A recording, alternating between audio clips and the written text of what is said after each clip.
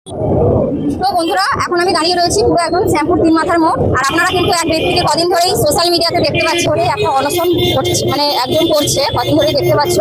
তো আমরা একটু কথা বলে নেবো। ওই ব্যক্তি কিন্তু একভাবে না খেয়ে দিয়ে অবসান করছে, সেই হিসেবে আমরা কিছু একটা কথা বলবো। তো চলুন আপনারা। নমস্কার দাদা ভাই, আপনার নাম কি? আমি শিলাদিত্য খাটুয়া বলছি।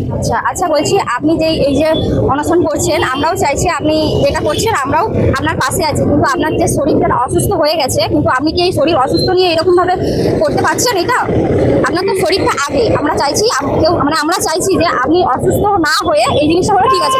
একটা মানুষ যদি অসুস্থ হয়ে যায়, আমরা কখনোই সেটা চাইবো না যে একটা মানুষ অসুস্থ হয়ে অনশন করুক, সেটাই আমরা বলতে। দেখো, যেরকম তোমাদের চিন্তা আমার শরীর, আমার চিন্তা তোমাদের স্বাস্থ্য। তো আমরা একটা করে সত্যি একই জিনিস চাচ্ছি। তোমরাও যেটা চাচ্ছ আমার জন্য, আমিও চাচ্ছি তোমাদের জন্য।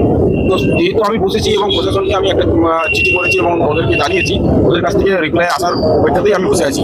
ওনারা যদি পজিটিভ কোনো রিপ্লাই নিয়ে আসে, মা বোনদের জন্য একটা সুখবর দিয়ে, শ্যামপুরকে একটা হসপিটাল উপহার দিয়ে আমি তোমাদের সামনে বসে আমি তাহলে বন্ধুরা, তোমরা কিন্তু দেখতেই পাচ্ছ, এখানে কিন্তু গোটা শ্যামপুরবাসী আমরা কিন্তু সবাই চাই আমাদের শ্যামপুরের বুকেও কিন্তু একটা ভালো হসপিটাল তৈরি হোক, কারণ আমাদের অনেকটা দূরে যেতে হয়। যদি তোমরা আমার মতো একমত হও, অবশ্যই কিন্তু এই ভিডিওটা বেশি বেশি করে শেয়ার করবে।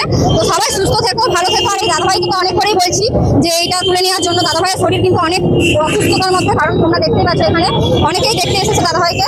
তো আর কিছু বলার নেই, এখানে একটা কথাই বলবো, সবাই একটু সাপোর্ট করো এখানে।